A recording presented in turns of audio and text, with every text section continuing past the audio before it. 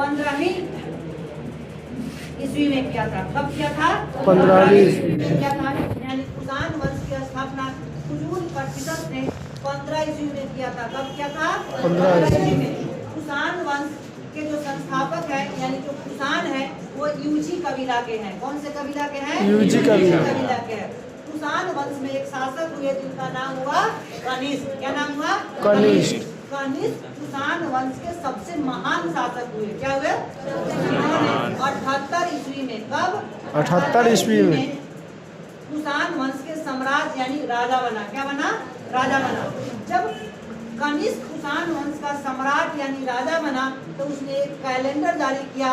उस कैलेंडर का नाम रखा गया शाक संवत। क्या नाम रखा गया? शाक संवत। कनिष्क जब राजा बने तो राजा बनने के बाद उन्होंने रेशम मार्ग पर अधिकार किया। कौन से मार्ग पे? रेशम मार्ग। रेशम मार्ग जो चाइना से होकर के मध्य एशिया तक व्यापार का एक मार्ग था। चीन से होकर के मध्य एशिया तक एक रास्ता था जिससे रेशम का व्यापार होता था। किससे व्यापार होता था? रेशम का। कनिष्क ने उस रास्ते को ब्लॉक कर दिया और फिर उसे अपने कब्जे में ले लिया। यानी कौन से ऐसे शासक हुए जिन्होंने रेशम मार्ग पर अधिकार किया? कनिष्क ने रेशम मार्ग पर अधिकार किया। इसके साथ साथ कनिष्क जो थे वो बौद्ध धर्म को मानते थे। कौन से धर्म को मानते थे? बौद्ध धर्म को मानते थे।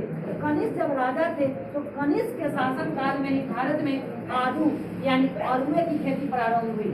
तो कनिष्क जब राजा थे तो कनिष्क के शासन काल में ही भारत में अरुए की खेती की प्रारंभ हुई।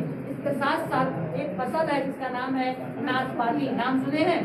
तो नाशपाती फसल का जो खेती है यानी नाशपाती फसल का जो उत्पादन है वो भारत में कनिष्क के शासन काल में हुआ है। अब हम बात करते हैं कनिष्क की। तो कनिष्क बौद्ध धर्म को मानता था। किसको मानता था? बौद्ध धर्म को मानता था। और कनिष्क बौद्ध धर्म को मानता था। कनिष्क के दरबार में एक बौद्ध विद्वान रहते थे जिनका नाम था अश्वघोष।